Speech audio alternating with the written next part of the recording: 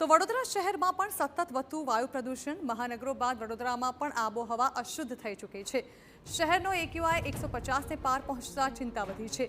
શહેરનું એકમાત્ર index machine install કર્યા બાદ પણ ચાલુ નથી। ટ્રાયલ બેઝ પર ચાલતા યંત્રમાં કોઈ ચોક્કસ આંક નથી દેખાઈ રહ્યો।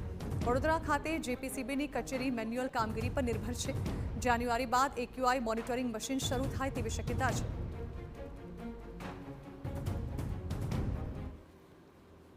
મશીન મુકાયા પછી એના જે સેન્સર્સ લાગે એ સેન્સર્સ કેલિબ્રેશન થાય, એ સેન્સર્સનું રિઝલ્ટ આવે, એને એક વખત ચેક કરવામાં આવે કે બરાબર છે કે કેમ, અને થયા પછી એનું ફાઇનલ થાય।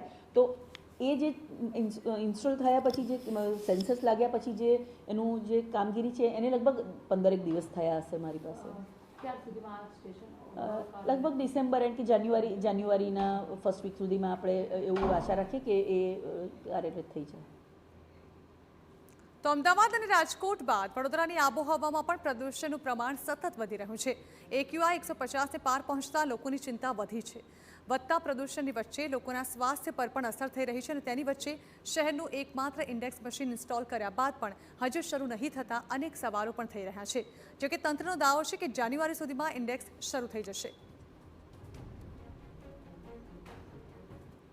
અમદાવાદ અને રાજકોટ બાદ હવે વડોદરાની આબોહવા પણ ઝેરી બનતી જઈ રહી છે। વડોદરા શહેરમાં એક્યુઆઈનો જે આંક છે તે 149 પર પહોંચી ગયો છે। હાલ વડોદરા શહેરમાં કોઈ પણ પ્રકારના જે મોનિટરિંગ સ્ટેશન છે તે હાજર નથી, જેના કારણે સેટેલાઇટ દ્વારા જે આંકડો પ્રસિદ્ધ કરવામાં આવે છે તેને પણ જીપીસીબી દ્વારા માન્યતા આપવામાં આવી રહી છે। મેન્યુઅલી ટેસ્ટિંગ કરવામાં આવે છે, જે મેન્યુઅલી ટેસ્ટિંગ 149 પર પહોંચ્યું છે।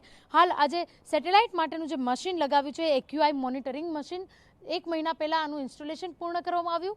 1 મહિના સુધી હજુ પણ ટ્રાયલ બેઝ પર છે।